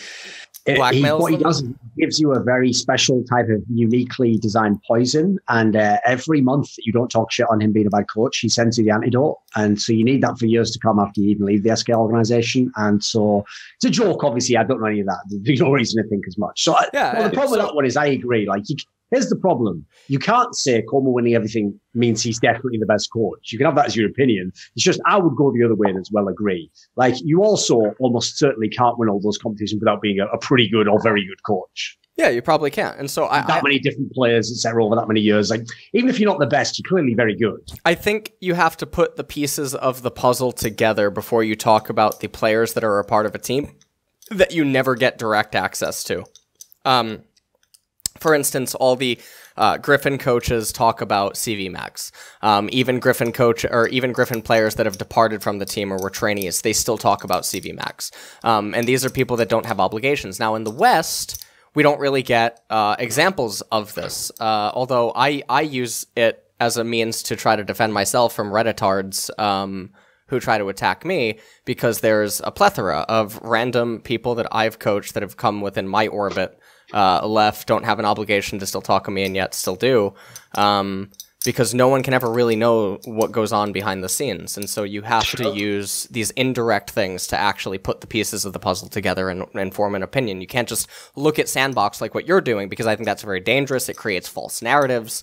You could be saying that this guy is so really good, but for all you know, he's sitting up there with his legs on his fucking desk, eating cake and drinking Kool-Aid all day during their scrims, and it's actually just Ghost that's, driving everything, or Joker. In fact, Joker, I do believe, is basically, from stuff that I've heard, essentially a coach, even though he's the support player. He's like the Miffy of their team or whatever the fuck. I understand what you're saying. I actually do give a lot of credit to Joker for revitalizing Ghost's career. But I don't think conjecture for at least some coaches always works, because you've probably heard examples of them talking well about Nox, Zandark during last year's KT with the super roster. But what does that actually mean to people? To like a pleb's mind, it's like, okay, Zandark and Nox must be amazing coaches. They have this star-studded team and they're making it work. But then you ask somebody from the scene, you say, oh, it's not actually them, it's Mata. Because Mata runs teams, tends to run teams at least. Like in China, he's run teams. And he's been the lead voice. He's been like a player coach, kind of like Miffy. Yeah. Okay. I think we've established that point then, mate. It didn't actually end up being a disagreement. It was just a discussion, but that's allowed as well. Thank you for coming on. All right. Yeah, cheers, mate. Thanks. Bye. Cheers. What I might actually do, I'll see if I've got time for this, but I might even see if I can get some celebrity person to come at fucking LS. There's got to be so many people in the scene who are like, I'd destroy him, like fucking veteran Kelsey or something. There's got to be some of them who have some beef. So we'll see if we can get someone spicy on to have a little war. Tonight or for a future one? No, for a future episode. I mean, we're going to have to arrange that, obviously. Because the key thing people have to realize is... You just get loco. What do you... we could do that as well. Except for when it's funny I'm never going to let the show go completely out of control. Like, it's never going to just be people like screaming and not making any points. As long as people keep making points and stuff, we can have fun with that. But, so I actually think in general, we could have a lot of discussions that we can't normally have on other shows because people just go into arguments too much. Like, oh, here we go. Right, Chris, I read out your thing before, but I'll read it out again just so in case how I edit it. So your question, well, it wasn't really a question. It was your premise was, I want to talk about good and bad plays and challenge LS on his understanding of a good play. And I think that bad plays can be the right thing in certain situations, and also criticize his hypocrisy on drafts. And then he said that you can also give chess analogies if that helps, which obviously is in his wheelhouse since he himself has given chess analogy in the past. So on the first part initially, right, so let's split this up so we have a chance to get into this. Well, explain the first part about, you want to talk about good and bad players and scenarios where what LS might call a bad play would be the right play or the better play to do. Can you give us your initial premise or how you want to attack that, and we can get into it? Yeah, I want to talk about, like, for example, when you have a Baron play. And by the way, just a quick question. Yeah. Are you from Germany or Austria? Yeah, I'm from Austria, yeah. There we go, right. So I don't know what it is about this region of the world, but I notice there's a lot of nitpicking going on for this region. And I notice you also all love abstract. So listen, I'm loving it. I'm ready again. I'm ready to sit back, go ahead with the beautiful dulcet tones of the Austrian accent. Go ahead and explain the premise to me. Okay, great. Yeah, I want to talk about the good and bad plays. That means when LS says, for example, there's a bad play happening at Baron, like I think you had with because I watched the last video, and you had with the German guy, this one discussion about the bad play, right? Like optimal plays and stuff, yeah, of course. And you said there were like optimal plays in this game, but I have to disagree with that because now comes my chess analogy. When you play, for example, a better team, like let's say, I don't know, in Europe, like Rogue plays G2, right? G2 like is superior to Rogue in like probably every aspect. Sure. And how does Rogue win? And with like chess, if you know like the Sicilian variation in chess, LS, which is like you play C5, and if you have like two chess players which completely play the same style, but one is like better with like 200 elo, for example. How does the worst player win? Who is objectively the worst player in the situation? If it doesn't go like out of his way and plays something different, he can like surprise the other player. Yeah, you choose and you play suboptimal. Variance, right? Yeah, he needs to do something a bit unusual or crazy, right? Right. Yeah, of course. Yeah, and that's what I mean when you say like the optimal play in this situation is like this or this. In this certain variance of the game, it maybe wouldn't have been, right? When you say like, when you criticize a team for making a bad play in a certain situation, you have to assess that this team like knows that or doesn't know that this is the bad play, right? So they do the bad play and then they lose. But it could also be they opt into this bad play because it will surprise the opponent and therefore they can win. Because when you just say like, it's easy to win if you like play the right way and you play against a better opponent, you will probably not win if your style like is completely, I mean, for example, I watched like, I didn't really follow the scene that much in League, but if you like remember was it King Zone where G2 played at Worlds with the RNG group and who else was it? I think it was Gen G, wasn't it? No, wait a second. Oh yeah, you mean when? No, it was Gen G, RNG, Fenerbahce, and G2. This is 2017 Worlds, right? Yeah, when they had Sven. Sure. Yes. Yeah, and it felt like as a viewer that G2 had just no chance against the Korean team because their style was pretty much the same, but the Korean team was just better at it. So it felt like they completely auto-lost every game against them because they had nothing up their sleeves and they both opted for optimal play in their certain setup, but one team was just better. Okay. So I think when you like opt into suboptimal play in certain situations, it can come out as a positive point. What do you think on that, LS? Oh, sorry, go on. Yeah, no, I would just want to go to the drafts then it can like respond for a longer time. Wait a second. Is the draft connected to the optimal play part? Yeah, pretty much. Oh, okay, go on then. Okay, when you like criticize other drafts, for example, and you had, I think, I watched one game of BBQ. You had like Malice in a jungle, is that right? What? Malice? You had Malice as a jungler, yeah. He's the jungler, and you picked, and you picked Evelyn. Right. No? Yeah. Okay, yes. but yeah, do you think in a like completely perfect environment, Evelyn was the right choice there? If you don't consider your jungler as a like one trick or something like that? We only got to play Eve once because she was banned against us every game because... Yeah, of course, yeah, but yeah, the other... I'm looking at the draft, hold on. Evelyn. She's against the APK. Right, this is a very specific example, so how does it connect to the overall point? Oh, Eve ruins a lot of those champions. What's wrong with Eve? I just wanted to ask you if you had like... your players had certain preferences on champions, right? They have certain preferences, yeah. Yeah, right. And when you say this is the optimal draft in this situation, when you picked Eve or something, wasn't it more like the personal preference of your own player than the right choice in this situation? Wait a second, one sec, just so I'm clear.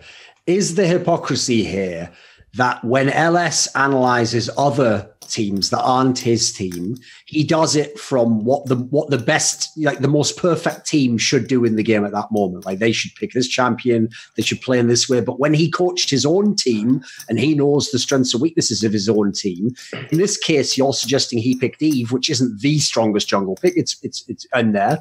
He picked it specifically just because his player would have a better chance on it.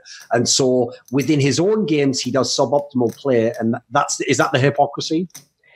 Yeah. The suboptimal play in this situation is picking Eve instead of something relative to the global meta, I suppose. Yeah, of course, because if someone didn't know his team. Yeah. When the opponent team knows how to play against Eve, it probably wouldn't be as good, right?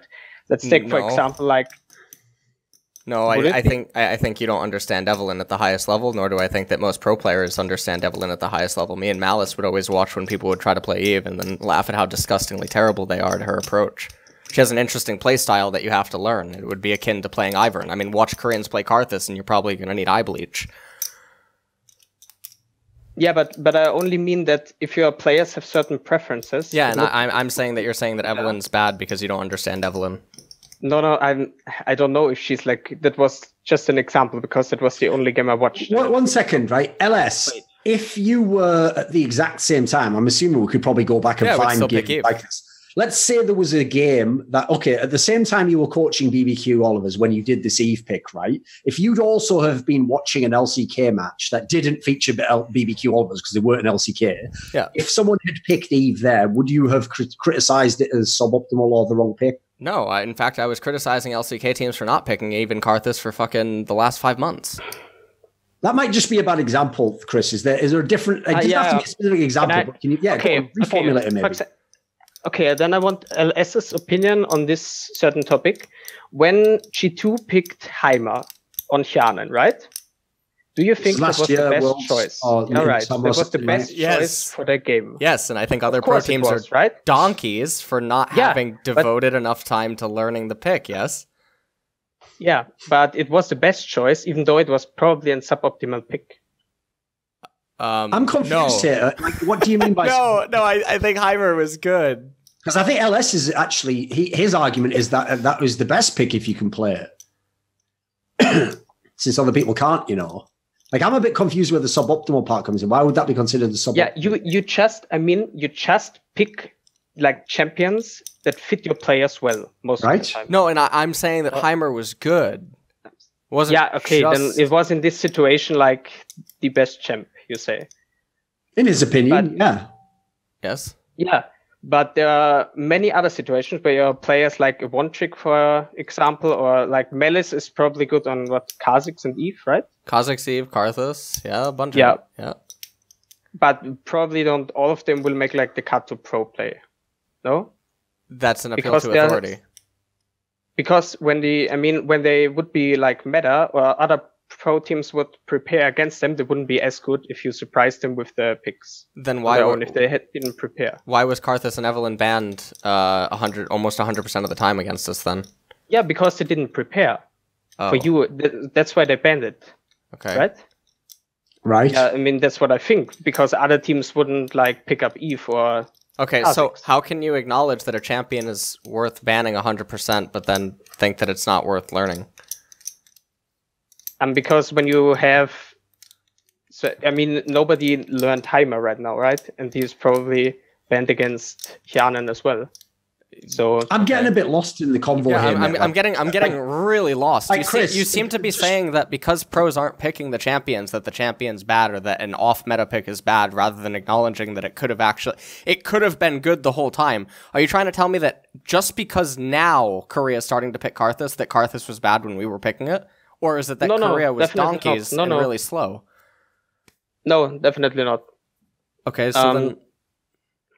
I want to tell you that you have to go, because when there is a champion in the game, which is like, for example, Sejuani, let's say, and that's undisputably the best jungler in this certain meta, or they are tank junglers, and you have a jungler on your team which is extremely good in Lee Sin, so he has the highest priority in Lee Sin, but is objectively not the best champion in this exact meta, you will still pick Lee Sin, because that guy is so much better on this champ, even though in a perfect world, it wouldn't be the perfect pick, because it would be Sejuani. So you can separate it as such, which is what I often do during casts. I'll actually specifically say, like, oh, well, Zyra is really good here, but this player can't pick it. So sometimes I'll do both. But also in isolation, acknowledging that a pick is good doesn't matter if the players are incapable of playing it. That's a different problem. Like your chess analogy regarding the Sicilian. The fact that someone can't open the way that they want to is a testament to their inability to play well. Doesn't change that, yes, if obviously they can't win any other way, they have to take the highest % chance to win. It's like saying, okay, we have to do this 50-50 Baron because we know that in a real game, we're not skilled enough to win. So yes, in the game, you do something that's worse. It doesn't change the fact that it's worse. It doesn't change that I'm explaining that it's worse. And it doesn't change that you don't practice towards intentionally doing bad things to make up for your own incompetence. You don't fucking put an extender on your penis because you can't make your girlfriend moan. I don't know. Yeah, that's... I don't know why you went with that analogy, but... I don't know. It popped up in my head. All I'm going to say is this, LS, it's a bad analogy because if penis extenders worked that actually did make your girlfriend moan, a lot of people would be buying penis extenders. So probably a bad analogy. Probably a bad analogy. I agree. You should just learn to use your mouth or hand. No, I have an advertisement on my screen that Stop. I don't believe there is. Thankfully, there is not such a thing. I believe no amount of stem cells and/or Chinese technology can, in fact, extend the penis, as far as I'm aware. If there was, I feel like I'd have heard about it by now. Anyway, we're getting far off here, right? Chris, we'll go one last chance again. We'll try it one more time. We've tried a few times here. We haven't gotten that far. Do you want to? Is there a way you can go back to the initial premise and reformulate, like a different example or a different concept? What LS brought up just right now, that you will take the highest percentage play, right? Right. So you could say that the suboptimal play in this situation is the right play, instead of saying the right play is the right play, because the suboptimal play is for this team, in this example, the right play. If you, I've never say that again. Follow me. I'm confused. Say that again. No. He seems to think that I always think that you always just choose the objectively strongest play rather than acknowledging that a team might not be capable of it. But that's just not true. You do know this isn't actually your fault, unfortunately. This is just like what I referred to earlier with the debate guy about the way media works. Yeah. Everyone in their brain thinks every discussion you ever had was you versus Loco Doko and Thorin and Loco versus World about Afrika and C9, where you just both argued over like whether vision control was correct and whether Afrika inted or did C9 make the correct plays. And the way you argued in that one discussion, unfortunately, I noticed seems to have triggered people where they've just decided that's how you argue everything. things. So people really think that all you do when you analyze the game is talk about what a robot that has perfect 10 out of 10 levels in every aspect should do, not what that specific team would do, which even if that was your tendency, and I'd say generally you probably tend towards that more than some other casters, I still don't think you do it in most cases, if I'm being honest. Like, I think a lot of the time you probably still just analyze the team in question. Right. Yeah, I can see why it triggers people. Okay, no, I'm not really triggered by it by any means. But when you say G2 made a bad play, you also have to see if the play was actually bad, if the play against a better opponent, for example. No, I don't, because I'm VOD reviewing and I don't care about the humans. I care about making the game better and pushing the knowledge of League of Legends. Yeah, but then Chris, you can't say... Do you think that in this case, he shouldn't make objective judgments like that? He should always make incredibly subjective ones. Like, they did this, but it was only against this specific team, and it was for these reasons. He should never say, like, it's a bad play in general. Now, I would say, of course, you can say it's a bad play in general. I mean, when you have chess, for example, there's like Stockfish or some engines that will tell you they can calculate how good the play is. what the right play is. But in some situations, you won't make the right play because your opponent knows the right play. Right. So, and that is better in certain situations. So I don't think he should just say G2 or whatever he reviews made the wrong decision in this situation, because maybe it was the right decision. Okay, give me an example though, like, because again, in this case, it's like yeah, sure. What would he say instead? Like, what's a way to describe the same thing without saying the wrong words in this scenario? What would you suggest? Give us an example. Yeah, I would definitely just say in most cases, in most played games, this is the right way to do it. Okay. But there are probably some, because when you like flame if LS watches, like for example, it's just an example. Well, let me use Stockfish for you, okay? Stockfish or Alpha Zero or Leela, okay? Yeah. So, if you take a modern day chess grandmaster and you go back 50 years in time, they would destroy everyone, right? Because chess knowledge had not been pushed yet. Okay, so, but at the time, like for instance, who's one of the famous attacking chess players, like Mikhail Tal or something, right? Sure. Is an extremely famous, aggressive. Okay, well, he would get destroyed by chess computers and all this other stuff because the overall knowledge of chess has evolved to where his attacks would actually just be seen as random nonsense that don't make any sense. Even though in the moment they were really powerful, they helped him win, right? And they surprised the opponent. It doesn't change, though. The fact is that the reality is that his moves were bad. Basically, his plays were meta-defining, whereas now they would actually be suboptimal within the meta. So, but I think Ellis's point is this. If you were examining his game at the time, would you say it was the right play? Well, it would be the right play at the time, right? He's the best player, whereas now it would be a terrible play. So I guess it's always subjective. Yeah, so what you're trying to criticize me for, though, is criticizing Tal by saying, like, well, Tal's play wasn't actually that good if this guy just did that. But it takes someone... would have been his opponent at the time. No, I'm doing the exact opposite. What do you mean? Tal made this suboptimal play, right? Yes. As we know of today. As now, yes. But it worked. Yes. Because the opponents didn't know the variation or something, for example. Yes. Yeah. And so it was in this situation the right play. Because it worked. Yeah, he's actually arguing that position, LS. Basically, he's arguing that you're saying in this scenario, like, well, because I know more, like, it's the wrong play to make, but actually that would be the right play to make, even if there are better players, if the opponent does not know how to appropriately address the play you make. Right, which it only works if both players are bad, right? Am I misunderstanding something? Yeah, it only works if they're both at a level where that play can be executed and be effective, of course, yeah. And I don't care about either level. I care about what comes next. Okay. Which is what I feel as though we've sort of gone into a dead end here. Is there any final element to this, Chris? I think you made your point, but do you have a final component to it? Yeah, no, nothing really I can add. I think you made your point. I think you expanded it all correctly, mate. Everything okay? Yeah, I'm fine. Right. Thanks a lot, mate. Cheers. Okay, bye. Thanks. Cheers. Right, that is going to be the end of the episode. One thing I have learned, I told people on the last episode, I don't know what it is about that little region of the world, Germany and Austria, and obviously they have the shared history, I don't know what it is about that one part of the world that they get mega triggered by anyone using any kind of like optimal, if you say the right, if it's the correct thing, like somehow like the language alone, just it wrecks them. And the problem with that is, if someone keeps making spelling mistakes and you call them out and they call you a grammar. Well, the problem is in this scenario with logic, I don't want to follow that through. Thank you, Thorin. That would just be a terrible, terrible thing to say. So we never would do that. So all I'm going to say is anytime I hear that accent and I know that someone's asking some sort of question about like abstract concepts, my dick gets hard. I attempt to extend it using Chinese technology.